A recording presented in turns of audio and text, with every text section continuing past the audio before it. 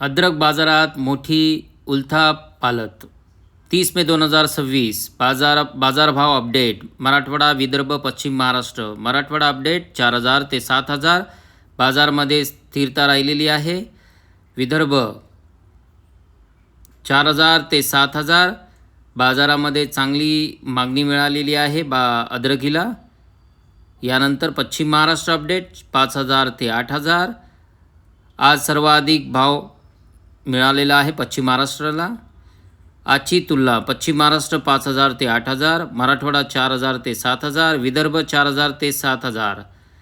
शेतकरी मित्रांनो, महत्त्वाची माहिती. काही बाजारात उत्तम दर्जाचा 8000 प्लस पर्यंत भाव मिळालेला आहे.